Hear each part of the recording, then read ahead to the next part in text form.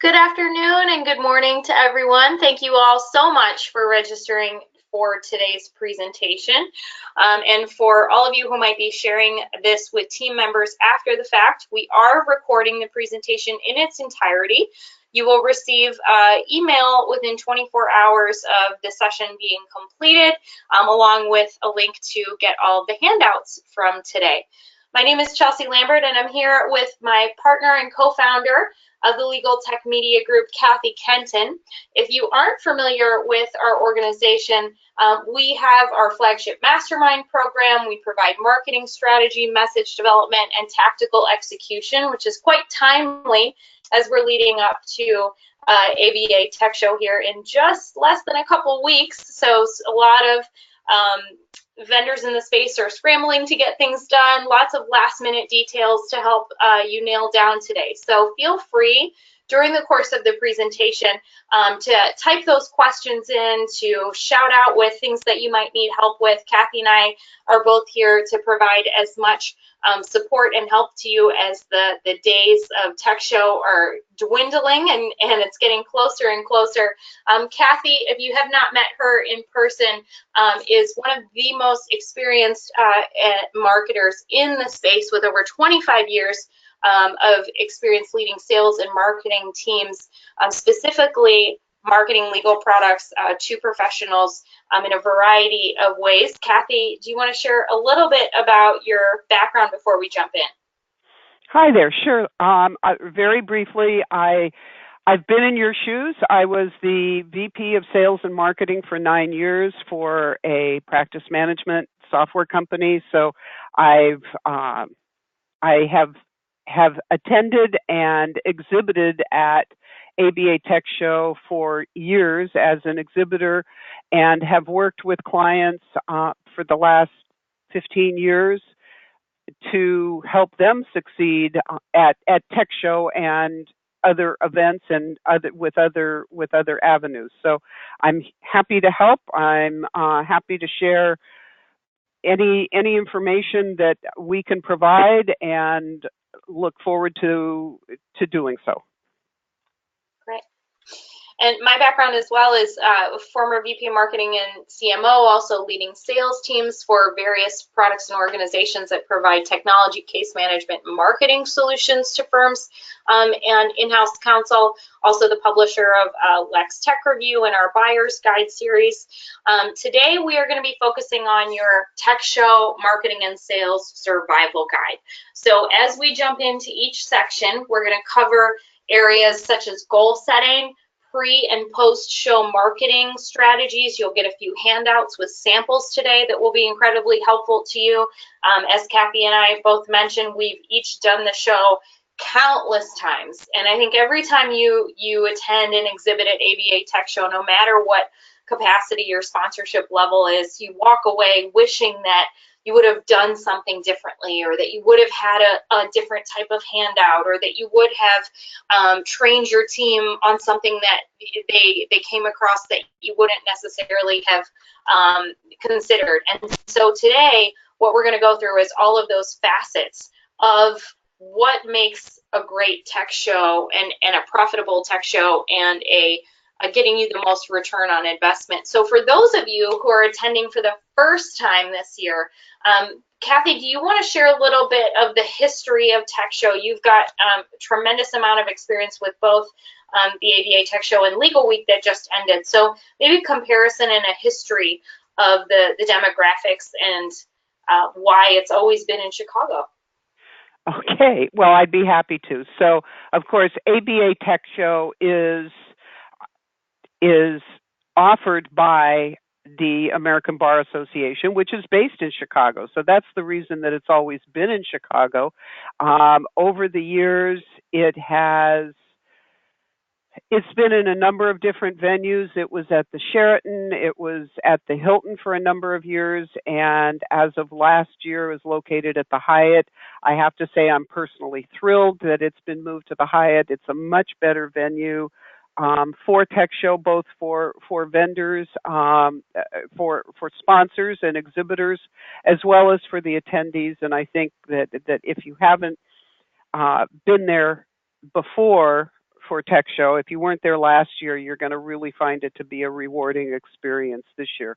As far as the attendees and the demographics, I believe, and Chelsea, correct me if I'm wrong, but I believe the attendance is around 3,000 in terms of attendees. It is a highly educational event. It's not just a trade show, but it is a conference, and you will see those spikes in traffic that are between sessions where folks are coming into the trade show area between their educational sessions. So they're very much involved with the education aspects, and so you should expect those spikes in traffic. You are going to see solo, small, and predominantly mid-sized firms in the Midwest region. This has become very much a regional show. It is also heavily attended by the practice management advisors for a number of the state and local bar associations. So it's an opportunity to introduce yourself and introduce your products and start to develop relationships with them, because they're the folks out on the front lines dealing with solo and small firms who are asking for help and asking for advice. You're also going to see a number of technology consultants, individuals and companies that specialize in providing technology services and infrastructure to small and mid-sized law firms. They're going to be there looking for products and services that they can offer to their customers. So think of them as your feet on the street, as folks that can help you get your message out to their clients. So in terms of maximizing your investment, really have an understanding of where you fit into the market, who your best prospects are, and train your team to identify those folks so that you're spending the most time with the people that really are going to help you achieve your goals. Great. And I think one factor that really separates ABA Tech Show, as Cathy mentioned, this has become a regional show, but having lived in Chicago for so many years, what makes it so accessible is also the fact it's one of the only conferences where there is an expo free pass. So making it very, very easy for local law firms, even from the surrounding states, to come in for a day, come in for a half day, walk the exhibitor hall, really get a feel for what technology is available and coming out in the marketplace. Affectionately would call this the shopper's show. It's not uncommon for you to be able to actually make sales on the floor. And to Cathy's point, and moving into our next slide, it's all about goal setting. Do you have a plan, and what do you define as the goal for your team? And for some, especially if you have a product that's sold at a lower dollar amount or price per month, that might be actually signing up trial accounts on the floor. And for others, it might be booking meetings. So setting goals for your team and not training them the morning that you get there or the afternoon, after setup, but having a significant conversation where marketing and sales are meeting together. If you're bringing members of your customer service or other members of your team from support to work the booth, what is the expectation of their role? Are they responsible for qualifying prospects? Are they responsible for setting up follow-up appointments or getting contact information to enroll them in a trial, doing demos? And what defines a meaningful conversation? How many leads you generate is solely up to you. And we'll go into really floor sales strategy next. But one thing with any show of this size, you're dealing with traffic that's coming by your booth in excess of thousands of people. And so having a plan up front as to how you are going to qualify and filter the prospects that are right for your product or for your service is going to be key in hitting those metrics. So when we talk later on today about team training and how to make sure that they have everything that they need to be successful and hit their goals, you need to define what is the definition of a lead or a meaningful conversation. And Cathy, you do this incredibly well, especially preparing first timers for trade shows. What in your past have you defined as a meaningful conversation, or some pointers that we can give to everyone attending? So when I think about meaningful conversations, I think about identifying buyer personas. And I'll give you a quick example. A few years ago, I was working with a company. It was a startup, and we were going through a process. I forced them to go through a process, and it was an all-day process for us at the time of identifying our buyer personas. And they did it kicking and screaming because they didn't want to spend the time, they didn't want to devote the time to it. But we really sat down and identified what did our decision maker, what did our influencer look like? The next day they left for a trade show that they had planned to attend, a conference, and they came back a couple days later and they said to me, Cathy, we're begrudgingly telling you that having this buyer persona in our minds was really helpful because we knew who to talk to and who not to waste our time with. And so I think, if you don't have time to do, and you haven't done buyer personas and formalize them, you certainly should. If you don't have time to do them before Techshow, certainly go through a process of really understanding who are your best prospects and what are your goals? What are you trying to accomplish? Are you looking for partners? Are you looking for those feet on the street who are going to help you get your product into their clients' offices? If that's the case, then identify who are consultants, figure out who they are and what they are, and have those conversations. If you're doing that along with selling direct, then spend some time ahead of time identifying who your best prospects are. I often talk to folks who go, well, everybody's a prospect. I want to sell to everybody. The reality is not everyone's a buyer. So understand who's a buyer, who's a looky-loo, who's a law student who doesn't have any decision-making authority, is just there to really learn what's available, and certainly not to be rude to anyone or tell them that they're not qualified to speak to you, but really identify when you're in a meaningful conversation and what you want to get out of it. Absolutely. And the buyer personas, if you have any questions about that following today's conversation, please don't hesitate to reach out. We can give you some pointers leading into the show specific to your product. So one of my favorite things to talk about is the floor sales strategy. And there's nothing like that energy of you and a well-prepared team on the floor, shaking hands, getting contact information, promoting the product, doing demos. And so have that rolled out in your mind and in your office. I mean, even come up with a practice group between you and your team members of who's actually going to do the demo, and does everybody, the simple things like not having login information for the machine or the laptop that's in your booth can halt an entire day's worth of prospect traffic coming through the booth. So make sure that you have that process down.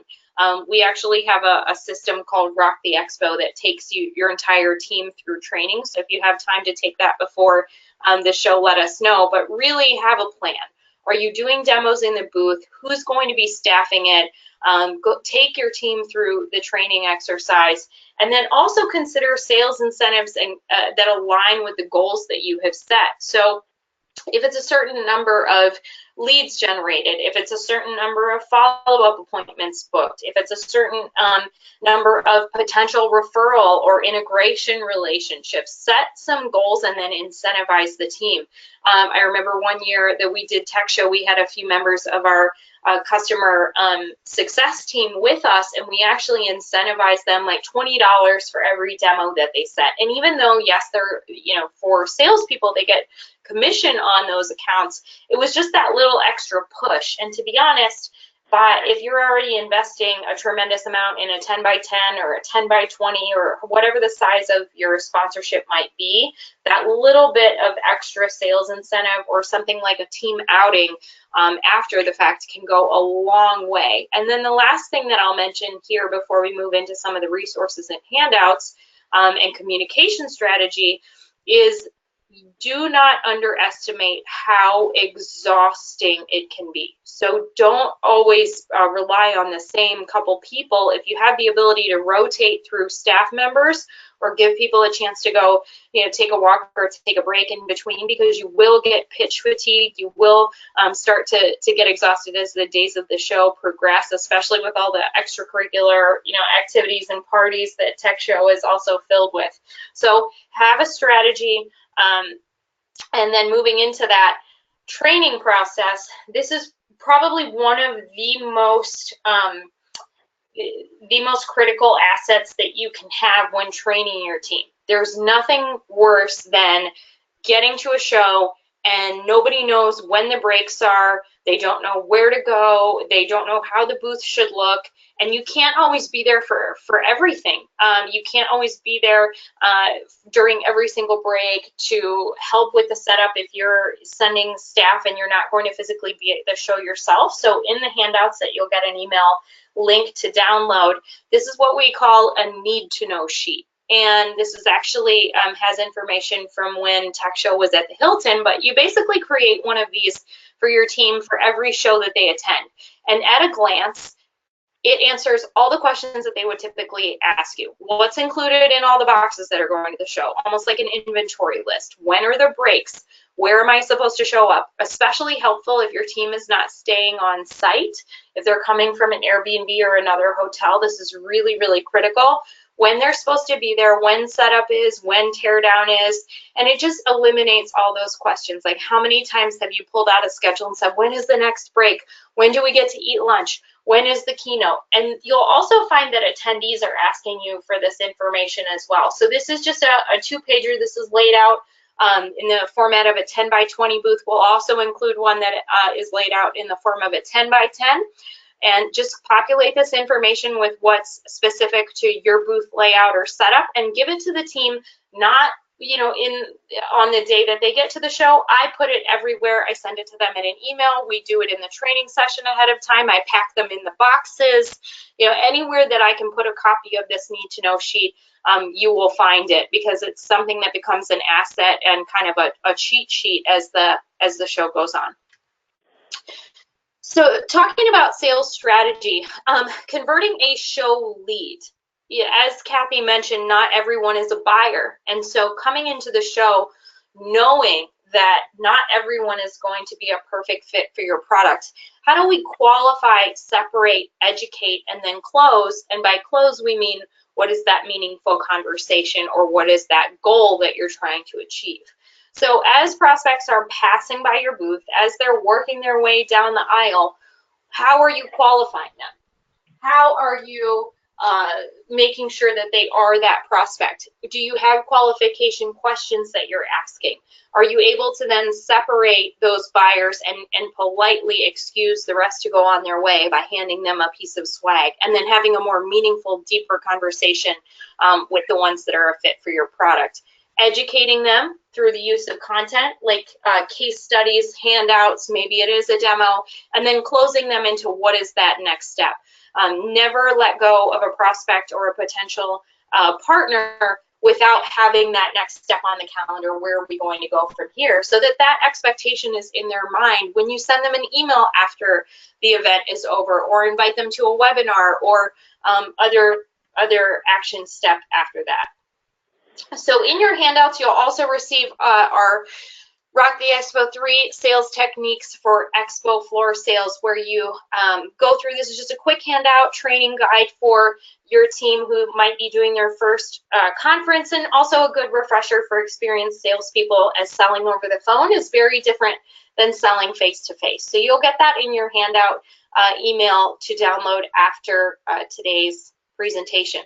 So Cathy, I'm going to hand it back over to you talking about pre-show communication. This is something that you do incredibly well for not only our clients, but also our organization. So you want to dive in and take us through your best practices? Sure. So I think the first point here is create urgency is so important to what you're trying to accomplish.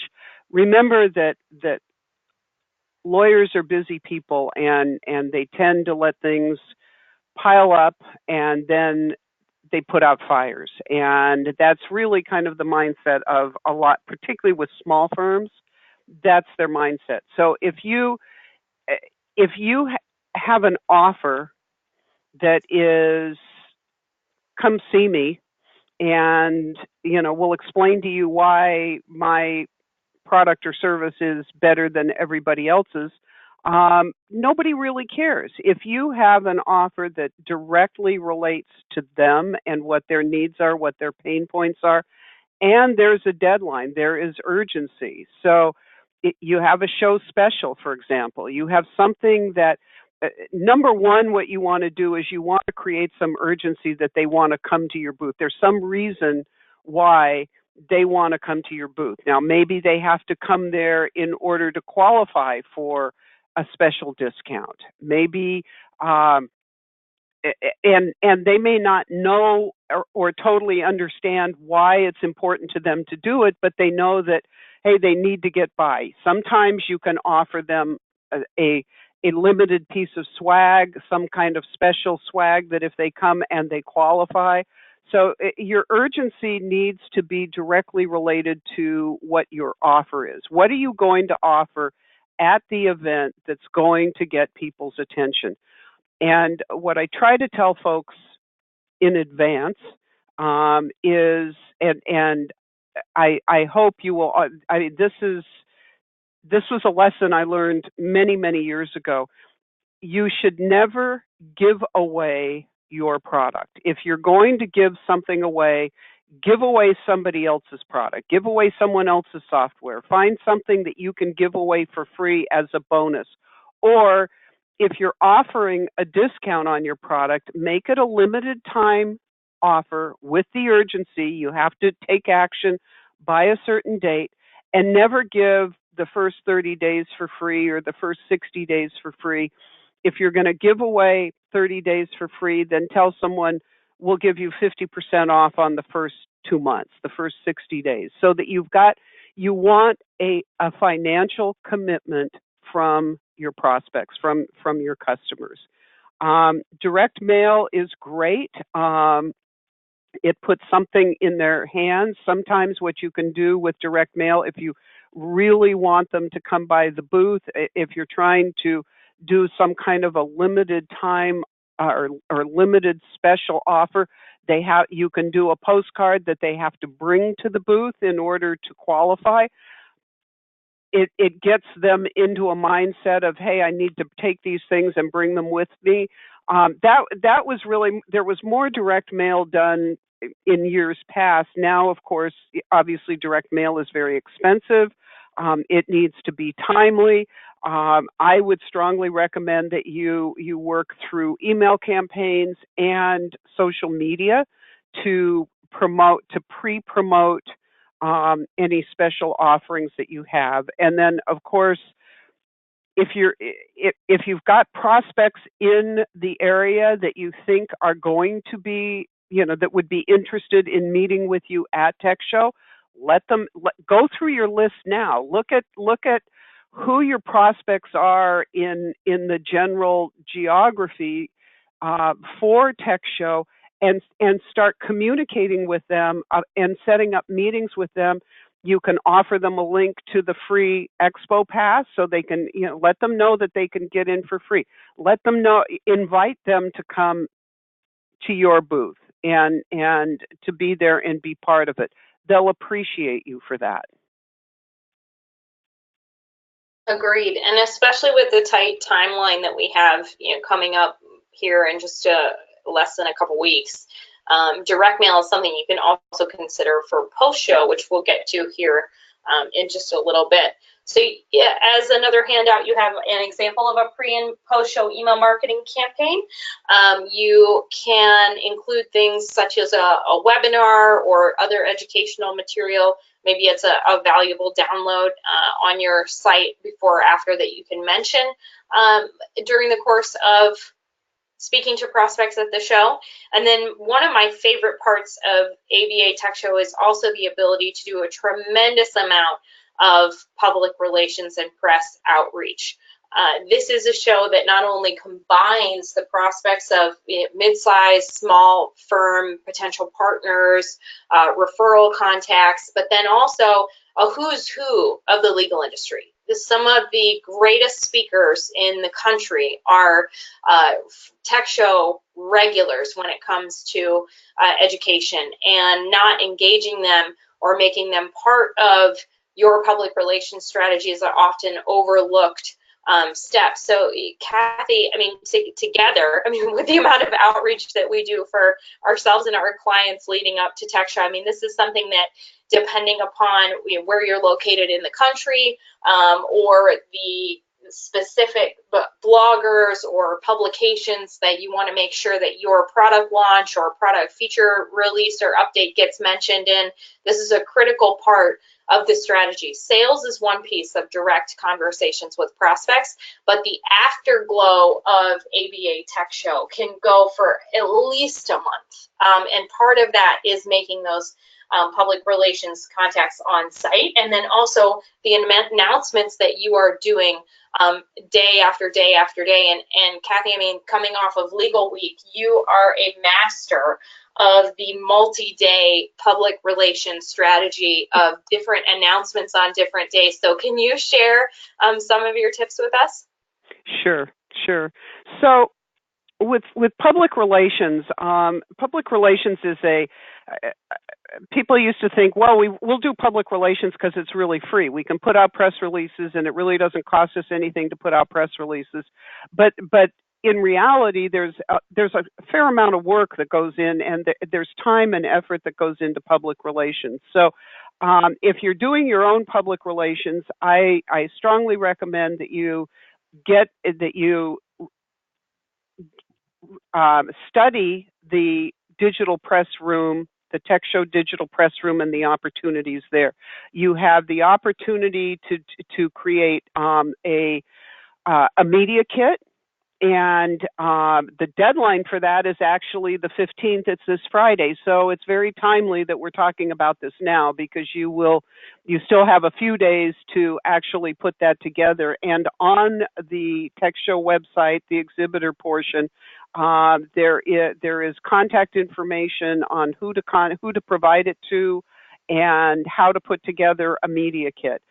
The reason that they're doing these digital press rooms today is because so many of the journalists either are not attending, and they will go there to look for this information and find information that they want to cover, find stories they want to cover, but also because those that are on site are just jammed with appointments. I think, one of the most popular names is Bob Ambrogi. If you're trying to book a meeting with Bob Ambrogi, it's almost forget about it at this point if you don't have that already booked.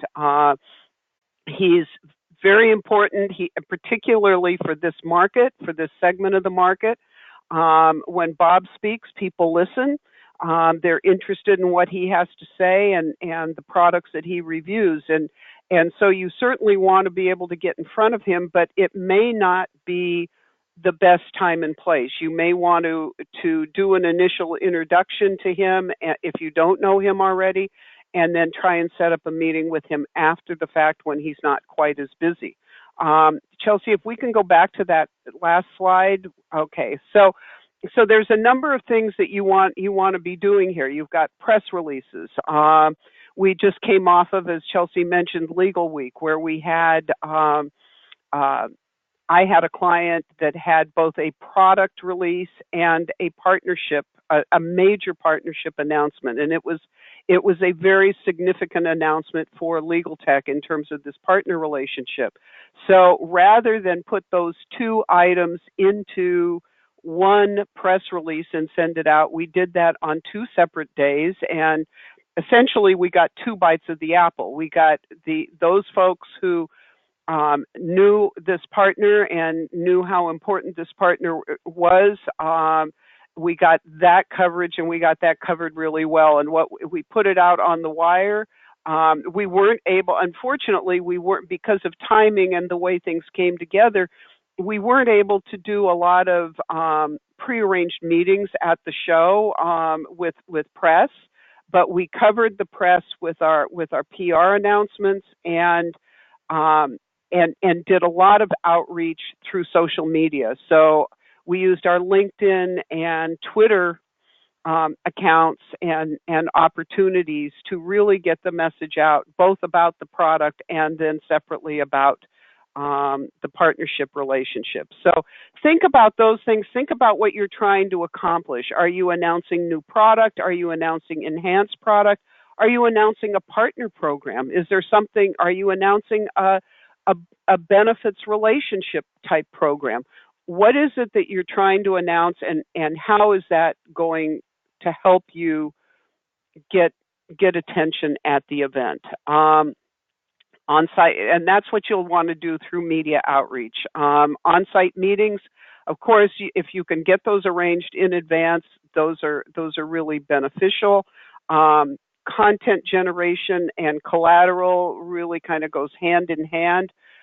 If you've got white papers, if you've got particularly case studies that are going to be relevant to those folks that are going to be at the conference, get that information out. And by all means, use social media with the proper hashtags, include your booth number. If you want people to come by your booth, let them know where you are so that you can get them there. Absolutely. And if you have questions about getting that media kit out or using the press room, don't hesitate to reach out to us or reply to the email that includes all your handouts from today. So developing PR assets for the press room, Cathy covered a majority of this. You will get a copy of this PowerPoint that has the links that you need, and then this list of suggested pieces of your press kit. Conveying things like feature announcements, partnerships, and other product updates or service offerings, and then also where you might be next or opportunities to promote the fact that you might be hiring or that you've received funding and are going to be expanding your team. So just a few more ideas along the lines of press releases there. And so everybody leveraging social media at the show. This is, again, just having a cheat sheet for your team as they move into the show floor and as they're attending some of these extracurricular events and networking parties. Having those potential partners, potential advocates, thought leaders, your team being aware of who they are, following the Twitter handles, following them on social media, and then reaching out or tagging them as they tweet live from Techshow. Even some organizations have gone to lengths of attending the sessions and live tweeting the sessions, tying it back to use cases for their product or their service. So don't just limit it to what's happening on the show floor or those networking opportunities. Consider what's happening in the educational courses as well. And I do get the question every now and then, how much time do you spend on LinkedIn or Facebook compared to Twitter or Snapchat or Instagram? And going back to what Cathy mentioned about personas, you should be investing in, your team should be investing the time in the social media networks where attendees are hanging out, where organizations that you want to partner with or thought leaders that you follow are spending the most time, and it should be of substance and value. So calling out great pieces of educational content, really dominantly following them on Twitter and LinkedIn. There are more personal relationships on Facebook. And if you're doing recorded videos or sharing video footage from the booth, which you'll see our organization doing some of, that might be footage that you're sharing from YouTube onto these other channels. So, and the hashtag is ABA Tech Show, so don't forget about informing your team of that. And then just a few more resources and links when it comes to the social media sites and information to follow. So the biggest question that we get, which is always funny, is what do you bring? What is that differentiator? What is this swag that is going to, drive people to your booth? Swag is something where, unique to ABA Tech Show, they do have a Best of ABA Tech Show swag contest. So, it is a competition of sorts, but remember that it's there to drive traffic. It's not necessarily something that is going to convert a prospect into scheduling a meeting or taking a test drive of your software. Have something meaningful, have something unique. It is a technology conference. Depending upon what your product or service is there something that you can offer that's complementary? I can honestly share that some of the most successful handouts that I've ever participated in were related to people's pets, like dog toys or organic prepackaged little bags of dog biscuits. I mean, just things that are outside of what you would normally see at conferences. Cathy, you recently have had some great ones. Be open-minded, but also cost-conscious. Is giving away a $10 or $20 or $30 piece of swag going to get you something, and you also have some ideas on how to do that as well. You're having different levels of swag, and one of them being a reward for a prospect or an exchange for a prospect taking action. Right. So one of the concepts that I really like to use is I love to use food. Everybody loves food, and I'm not talking about mints and a little bowl of candy. Everybody does that. Everybody's got that. But a number of years ago, when I was the director of marketing for law.com, we stopped doing a bunch of very expensive swag and handouts that people were just taking for the sake of taking them. And we started using a much lower cost. We used, actually, it was a shortbread cookie, a chocolate covered shortbread cookie with our logo on it. And I literally had people coming up to us in the booth saying, "Oh, you're the people with the cookies. Somebody told me I could find the cookies over here." I did a similar type of not with the cookies, but a different offering at ABA Tech Show for a client a few years ago. And it was a company that was there for the first time. They had no following. They had no reputation. We gave away a food item, and we literally had people coming up saying, "Oh, you're the ones with that food item." So think about it. Is there something years and years ago, there was a company out of Franklin, Tennessee, that gave away Goo Goo clusters, which were a famous candy, individually wrapped candy from that was local to their community, and they gave them away at every trade show they did, and they became famous for them, and people hunted them down and looked for them at every conference. So you can find something that is unique to you. You can find something that is unique to the venue, and use it to really drive traffic to your booth and give you an opportunity to have a conversation. Now, not everybody that comes to the booth is going to want is going to be the right buyer. So you need to understand what your motivation is and how you're doing it. Chelsea was referring to a product that I came up with for as a giveaway for a client. It's a $15 item every single time we give it away. In my case, in that client's case, they could afford to give that away. The problem was that when people come up, they'd go, "Oh, this is really cool. Can I get 3 of these for my daughter and 2 sons?" And that you need to be careful of. So you want to think about what are you trying to accomplish with the swag? Is it something that you want from a branding standpoint? You want it to remain on people's desks? Is it something, if it's a plush toy, are they going to take it home and give it to their kids? In which case, that's great, and you've done a really nice thing, but they'll never see it again, and the kids will throw it away in a year. So think about what you're trying to accomplish with the swag and the message that you're sending. Yeah, and also know, I mean, that is the cost of that exchange, and multiply that out, and it should be included in your budget. If you plan on doing a lot of shows over the course of the year, you can sometimes work out a larger quantity so that you're getting it for less, but that is a sunken cost of sorts of doing the show. So having a strategy of how you're going to get return on that is really important. So let's move into booth best practices. We're coming down towards the end of the presentation, leaving some time for Q&A. So make or break exercises. We've talked a lot about team training.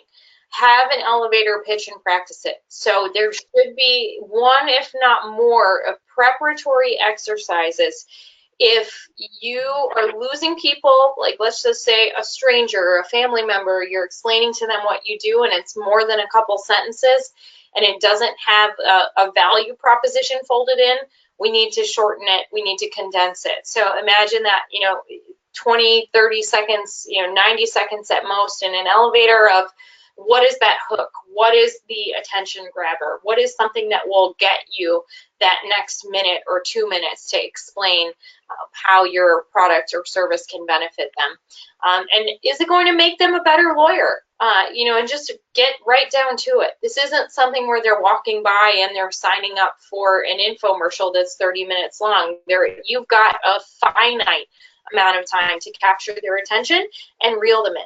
And so having that down pat, especially with members of your team who are not used to selling face-to-face or to working with people face-to-face, phone is very different than that in-person conversation, and it can feel awkward if they haven't practiced it. So make sure that everyone is well-trained and has been through the paces a few times, and it'll get smoother throughout the day. That's something where the more that you say it, everyone will make it their own, and it'll become more familiar to them over time. And then messaging. The mindset of attorneys compared to other legal professionals. This is a conference and a show where you will have conversations over and over and over again throughout the day. So what is that value proposition? What's included in that elevator pitch, and something that they can feel connects with the pain point that they might be dealing with. People purchase products and take interest in products to either solve a problem or avoid a consequence.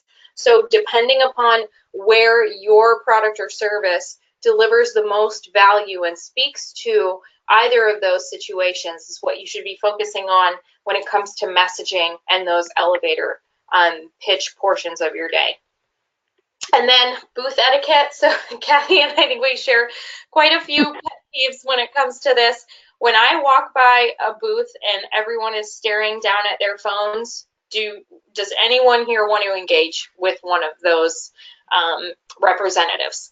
You feel that they're distracted, you feel that they're not excited to be there, you feel that they're not engaged.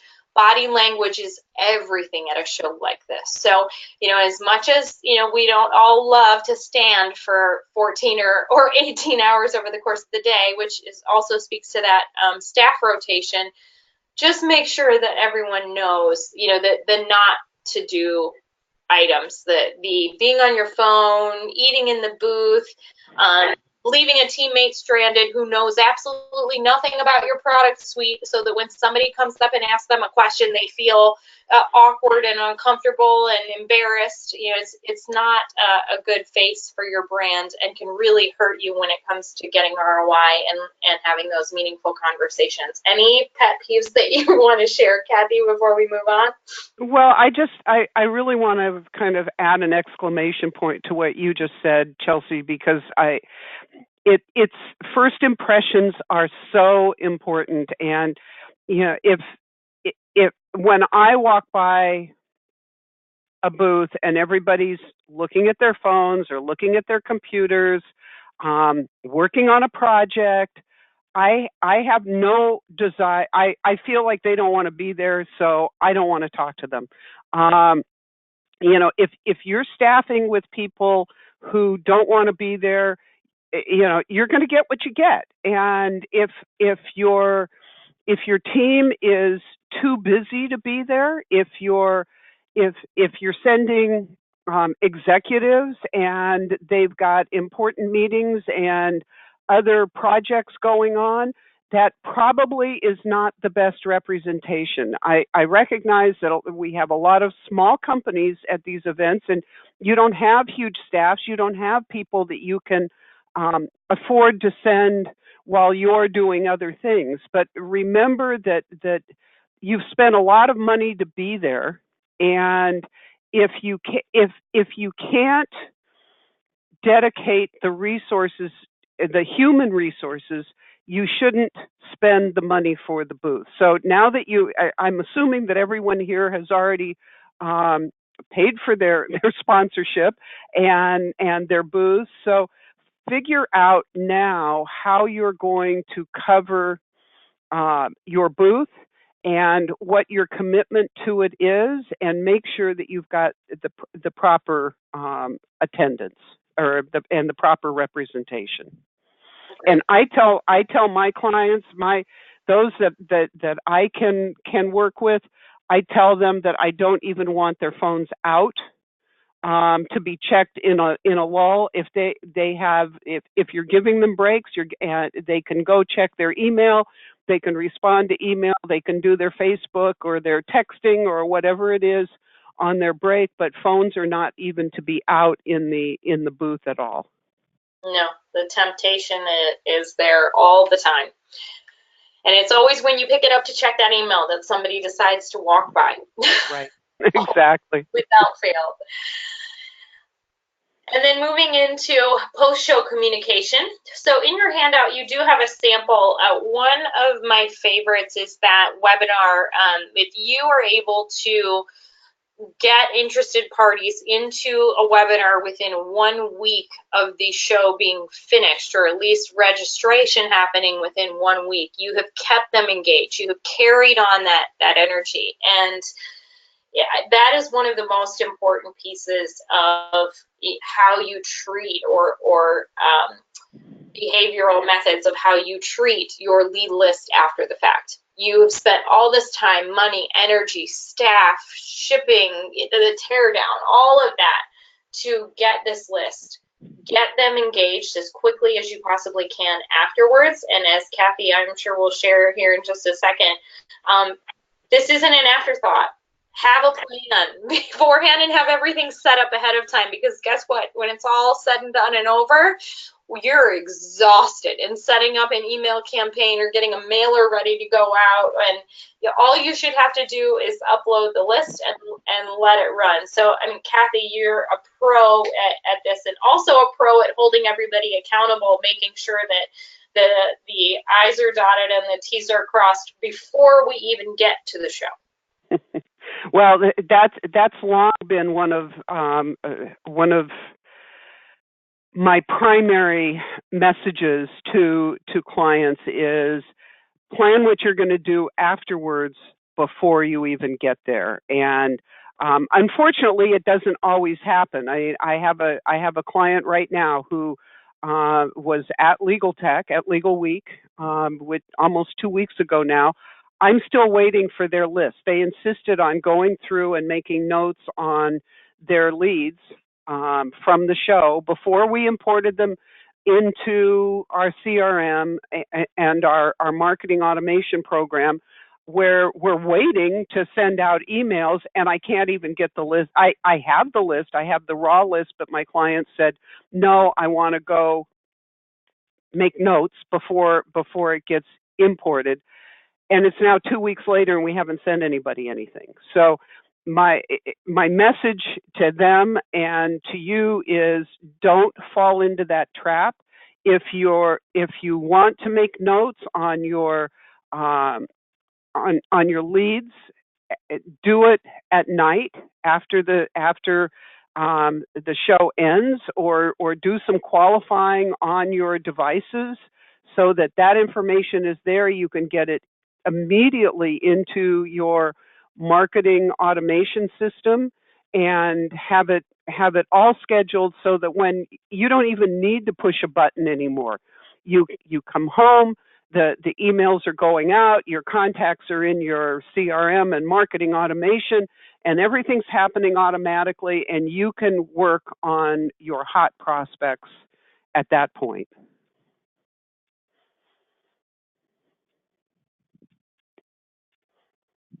Agreed. And so then wrapping up before we have a few minutes left for Q&A, this is one that, as tired or busy as you might be at the show, should not be overlooked. If Susie Smith isn't someone that you consider having on speed dial when it comes to marketing at a tech show, she should be. I don't know anyone who is more creative when it comes to a combination of sponsorships and advertising and other methods to get the word out. And to Cathy's point about having a plan for after the show, ABA Tech Show doesn't end when we all go home. There are several properties and several advertising opportunities to consider to stay engaged with that audience throughout the course of the year. As an ABA Tech Show speaker myself, I recently participated in a Best of Tech Show series webinar where they actually take a lot of the educational sessions that were fan favorites and they deliver them as webinars because not everybody is able to attend the show in person.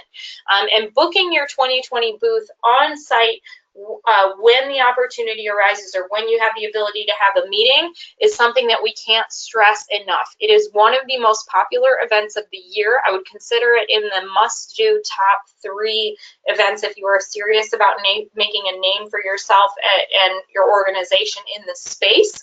Do not give up the opportunity to get a prime spot. There's nothing worse than waiting until it's too late and now you're picking a booth that location isn't what you would have really wanted had you done it months prior. And so taking the advantage of booking your 2020 booth location while you're at the show and then considering your additional sponsorship or marketing opportunities as a follow-up to keep that audience engaged or reach the larger ABA LPM readership long after the show is over, especially for those who weren't able to attend in person. Well, and I'd like to add to that one of the things a couple of opportunities that sell out fairly quickly are the lunch and learns and the vendor track. Those are both. The lunch and learn is an opportunity to provide educational content, not sales content, but educational content to a variety of attendees. They're offered on both Thursday and Friday. There are several of them going on at the same time. They're held during the lunch hour, and basically they allow for a box lunch for the attendees, which they pick up. They decide which lunch and learn they want to attend, and away they go. That's an opportunity for you a speaking opportunity. The vendor track, which is offered in the exhibit hall area and is offered during breaks so that you get good attendance, is an opportunity to really showcase your product. So if you're looking for those opportunities to speak and to get exposure outside of your booth, both of those are opportunities. Both of them will sell out, and I know that the lunch and learns are sold out for this year. I believe there are still a couple of vendor tracks that might be available for this year. So if you're interested in that type of an opportunity, get in touch with Susie, and she'll help you get that worked out.